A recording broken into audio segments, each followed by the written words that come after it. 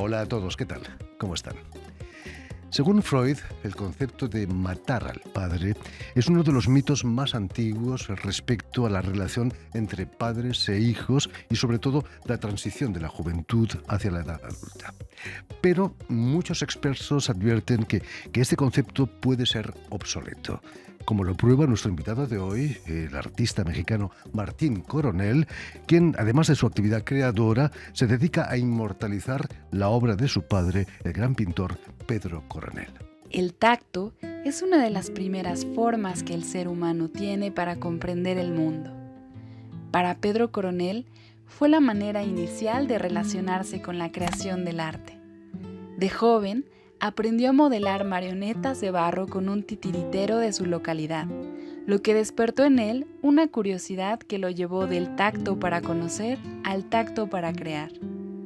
Al empaparse de las vanguardias europeas, como el cubismo y el abstraccionismo, el artista encontró un lenguaje propio que combinaba su interés táctil con una necesidad visual. Esa búsqueda tuvo una incipiente fase en las pinturas de figuración abstracta, que representaron el trance entre la exigencia táctil de la creación y la subjetividad de la interpretación del color.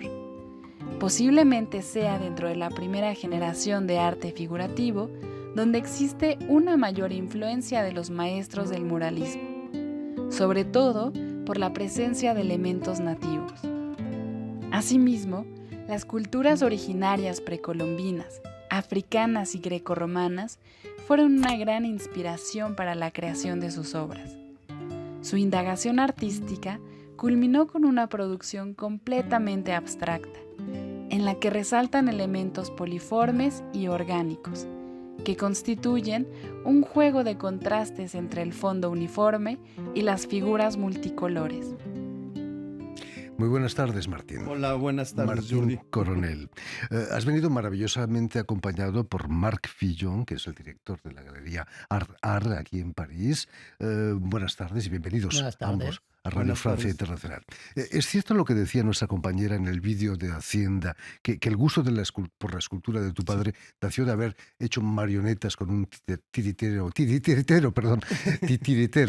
ahí en Zacatecas. Sí, en efecto, mi padre empezó de niño a jugar, a trabajar la escultura con un titiritero, pero también con los canteros de Zacatecas. Él se escapaba después de la escuela, o antes, porque tenía muy malas calificaciones en la escuela, y se iba con los canteros a picar piedra también. Y fue su primer encuentro primero con las marionetas, pero también hacía las marionetas y hacía teatro con las marionetas. Tenemos una pequeña invitación a un encuentro de toros con marionetas y todo que hizo mi padre, ¿no? Y es verdad eso. Y después fue con los canteros. Realmente la formación de mi padre, tanto académica y todo, empezó con la escultura. Él cuando ya viene a México en 1939, justo a sus 18 años, llega al taller de talla y fundición del Estado, que no era una escuela propiamente dicho, sino era el taller donde fundían las esculturas para los monumentos, donde estaba Zúñiga y estaba otro maestro, Juan Cruz. Y ahí en ese taller, pocos años después se convierte en la Escuela de la Esmeralda. Imagínate. Pero antes de eso, mi padre se había fugado antes de sus 18 años 2 veces de Zacatecas, pero era menor de edad, entonces la única salida era en tren y mi abuelo mandaba un telegrama a la siguiente estación de tren para que lo regresaran. Pero siempre la idea de mi padre era ir a los fundamentos del arte, y tanto fue así que cuando terminó la guerra, pocos años después llega aquí a París en 1948, buscando el arte, ¿no? De eso hablaremos. Quizás había escogido la escultura porque su hermano era pintor, ¿no? Tu tío. Pero mi tío es mucho más joven que mi padre, 12 años. Entonces el que primero llega a la ciudad es mi padre. Y no, porque su formación llegó a este taller. También tuvo otro maestro que se llama Santos Balmori de pintura, pero alterno a la escuela. Y ya después este lugar de fundición se convierte en una academia de arte por los auspicios de Diego Rivera y Frida Kahlo, que dicen, había la Escuela de San Carlos, que era como lo académico, y hacen esta escuela que él decía, es que tenemos que hacer una escuela como renacentista, donde los artistas vengan a aprender en los talleres. Y meten a todos los maestros que son no tan académicos, no los grandes muralistas, pero los maestros de caballete, ¿no? Y entonces entran a esta escuela muchos maestros como Agustín Lazo, ¿no? Roberto Montenegro, que eran como los pintores de caballete de la época, ¿no? Decimos a menudo en este programa que muchos de los artistas más importantes se cayeron de pequeños, como Obelix, el personaje de las viñetas de Asterix, en la pócima de la olla de la fuerza. Una fuerza que les daba, podían luchar contra los romanos gracias a esa pócima. Tú te caíste en un pote de pintura cuando eras pequeño, ¿no? Porque tu madre también era artista, tu padre, por supuesto. Sí, yo desde que nací, pues veía los cuadros de mi padre en la casa y mi madre también era artista, daba talleres para niños en el Museo de Antropología porque ayudó a montar el Museo de Antropología, pero ella fue pintora primero y fue discípula de Diego Rivera. Trabajó en el mural de La Raza y en el mural de Insurgentes junto con él, alrededor de 2, 3, 4 años trabajó con él antes de su muerte, ¿no? Imagino que esos murales para ti tienen una significación muy especial, ¿no? Muy, muy especial. De hecho, en uno de los murales, en el de La Raza, sale el retrato de mi mamá, que sale con el corazón acá de fuera, en el pecho, y una paloma en la mano, como portadora de la libertad y la verdad, ¿no? Te vas a dedicar a la cerámica ya desde la adolescencia, pero vas a estudiar música, ¿no? La Veracruzana, en la universidad. Estudié en la Universidad Veracruzana 4 años música y después en la Nacional 2 años, sí. ¿Cuáles eran tus intenciones? ¿Montar Pues una era banda de descubrir rock? otro mundo, porque como tú dices, estaba muy metido en las artes plásticas, pero de repente la música se me abrió otro mundo y quise entrar en ese mundo. Y me ayudó mucho al regresar a las artes plásticas, porque sí hay las conexiones de la música y el arte, o sea, existen los mismos términos de color, ¿no? Matiz, y eso existe en la pintura y en la música también, ¿no? El ritmo, la composición, el equilibrio, son términos que se usan en las dos artes y es por un filo invisible que se unen, pero realmente sí Es existen en las dos importante, artes, por ¿no? supuesto que sí. Imagino que cuando eras pequeño por tu casa pasaba todo el mundo, ¿no? Grandes artistas, Diego Rivera quizás. Diego ya había muerto, pero sí me tocó estar con Octavio Paz, con Alberto Gironella, con José Luis Cuevas, con toda esa generación de pintores.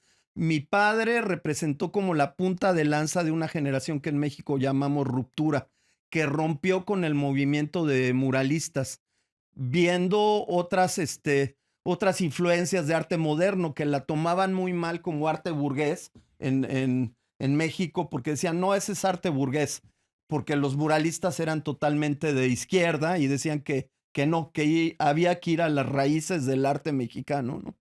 Nadie de esos personajes intentó disuadirte para que te dedicaras a otra cosa y no al arte. No, no, no, O al revés, realmente quizás. yo hacía mi tianguis, ahí ponía en venta los dibujos que hacía yo desde niño y me ponía a vender ahí mis dibujos y mi papá me decía, oye, no, no, no. Y yo hacía el negocio ahí, llegaban los pintores y les trataba de vender mis obras. Hay que aprovechar la Sí, circunstancia. aprovechar. Cuéntanos, ¿qué hizo que con solo 25 años, en 1948, como nos decías, tu padre hace las maletas y se instala aquí en París? Pues era llegar a los fundamentos del arte, realmente, ¿no? Él desde su natal Zacatecas contaba que él conoció el arte universal en los libros ya vacíos de las láminas de color. Entonces él veía las descripciones de los cuadros, pero se imaginaba los cuadros. Y yo creo que ese sueño de conocer esos cuadros realmente quiso hacerlo para llegar a París. Tal vez hubiera llegado antes, pero le tocó la guerra y él llega en 48, 2 años después o 3 que termina la guerra. Imagino que para todo artista es como peregrinar a la Meca, no venir a París. Sí, él quería llegar al fondo del arte, ¿no? Y al arte moderno. Quería, porque sí le impresionó. Y cuando llega aquí a París, se toca con la primera retrospectiva de Paul Klee. Y él dice que al ver el arte de Paul Klee se le abrieron las ventanas y las puertas de otro universo. Porque ese regreso al primitivismo que vemos mucho en la obra de Paul Klee, dijo, ahí está mi camino. Y le ayudó mucho. Y, Quizás, y por eso cambió de escultor a pintor. Dice que ahí pudo ver el camino para ser pintor. quizás dejar un poco la figuración para irse hacia la abstracción. Sí, sí, empezó a ver cómo podía soltarse de este lastre que era la escuela mexicana y la figuración, y cómo había un camino de imaginación, una puerta infinita, ¿no? Un camino infinito, sí. Aquí en París va a conocer a Octavio Paz, el poeta mexicano, que por aquel entonces era el agregado cultural de la Embajada de México. Fue un encuentro importante, imagino que le abrieron muchas puertas, ¿no? Sí, él se conoce, llega a París y lo busca porque había, yo digo, 3 gatos mexicanos. Aquí había, después de la guerra había muy pocos mexicanos, ¿no? Muchos norteamericanos, pero no No, mexicanos. muy pocos. Y entonces por amigos escritores le dicen, ve a ver a Octavio, lo conoce y hacen una gran amistad porque sí detecta la sensibilidad que tenía mi padre y empiezan ese diálogo entre un escritor y poeta y un pintor. Y gracias a Octavio llega a frecuentar los talleres de Brancusi y Víctor Brauner. Digo, no trabajó con ellos, pero Octavio, que los conocía, los lleva a esos talleres y les dice, mira, aquí está el fondo, ¿no? El primitivismo y el arte arcaico hecho modernidad, ¿no? Precisamente el Centro Georges Pompidou está exponiendo una retrospectiva de Brancusi Ajá. extraordinaria, fantástica. Te has convertido, Martín, en el gran experto en la pintura de tu padre, de Pedro Coronel. Fuiste comisario de la exposición del centenario, de su centenario, en el Museo de Bellas Artes en México. Imagino que fue algo importante para ti, ¿no? Pues sí, fue La un culminación. logro importante porque eran sus 100 años de su natalicio. Él nació en 1921. En sus biografías sale 23, pero ya demostramos por actas eclesiásticas que nació en 21. Era coqueto, tu padre. Sí, no, se quitó 2 años para parecer más joven, parecer un prodigio, ¿no? Pero nació en 21, ¿no? Y entonces era importante rememorar la figura de mi padre y nos tocó precisamente en esta salida de pandemia y fue el primer proyecto que se presentó ya con esta administración y después de pandemia fue la primera exposición que se inauguró post pandemia y en México en el Palacio de Bellas Artes, donde fue la casa de mi padre porque ya había expuesto varias veces ahí. La primera vez en una exposición en 1960, después estuvo en 1976 y ya poco antes de morir hizo en 1981 una exposición que se llamaba El universo de Pedro Coronel, porque la afición de mi padre era el arte, entonces él logró juntar una colección de 1500 piezas de arte universal, donde hay arte grecolatino, hay un sarcófago egipcio, hay grabados japoneses y toda esa colección que era su mundo de mi padre que tenía en su casa, la muestra por primera vez públicamente en el Palacio de Bellas Artes junto con 50 cuadros en 1981. Un apasionado por todo tipo de arte. Y fue su legado al pueblo de México. Ahora en su natal Zacatecas, en la ciudad de Zacatecas, que es una ciudad que les invito a los mexicanos y a los franceses ir a visitar. Es como una joya en la corona ahí es una ciudad pequeña pero colonial. Está el museo donde está toda la colección que legó al pueblo de México. Fantástico, vamos a visitarlo. Y la semana próxima, el 28 de mayo, inauguras una exposición con obras de Pedro y de Martín Coronel Sí. en la Galería Arte más Arte. ¿Qué significa para ti esa vuelta de los Coroneles aquí a París? Pues como lo hice en Bellas Artes de regresar a su casa, yo decía, Bellas Artes de su casa, también es regresar a París otra vez al nido donde mi padre mamó la cultura y el fondo del arte, ¿no? ¿Has vivido aquí en París también o todavía No, no? así temporadas vengo 1, 2, 3 meses. Mi padre sí vivió, ya el último venía al revés de Mark, que está 3 meses en México y 6 meses y el resto aquí en París. Mi padre venía los veranos aquí y se iba a México, ¿no? Imagínate. Estaba 6 meses y 6 meses. Tenemos la suerte de tener a Marc Fillon, que es el propietario de la galería, el creador, el director de la galería. ¿Qué es lo que te ha interesado de los Coronel? Bueno, yo descubrí en Zacatecas justamente hace como 4 años este maravilloso museo que presenta a la cultura mexicana europea y toda la colección de de Pedro, y también pude ver la maravillosa retrospectivas en Bellas Artes y fue ya muy impactante. Y lo descubrí porque, claro, en Francia no se conoce mucho este artista. Y cuando Misha, nuestro amigo Misha, que maneja la asociación que trabaja mucho en Francia, me propuso Hacer la exposición. hacer esta exposición con los Coronel. Claro, fue un gran honor y nos encanta presentar los artistas mexicanos en la galería porque soy un aficionado de México desde 40 años. Probó de estar ahí lo más frecuente posible para seguir lo que pasa en el arte en México. Y ahora esta oportunidad es fabulosa de tenerlos aquí. Fantástico. Y además, una semana más tarde, el 6 de junio, va a haber un encuentro contigo, con Martín Coronel, en el Instituto Cultural de México, ¿no? Que Sí. depende de la embajada donde trabajaba Octavio Paz. Sí, exacto. Que me imagino también va a ser emocionante estar allí. Pues va a ser una plática acompañado también de Alberto Ramírez, que Artista él mexicano. trabajó, mi padre trabajó varios años aquí en el taller de Bramsen, que era de los talleres de litografía importantes, que logró sobrevivir hasta hace poco, porque según tengo entendido, aquí en París llegó a haber hasta 200 talleres de litografía y de repente fue una especie en extinción. Y cuando yo lo fui a visitar hace 8 años, me dijo, ya nada más quedamos 4.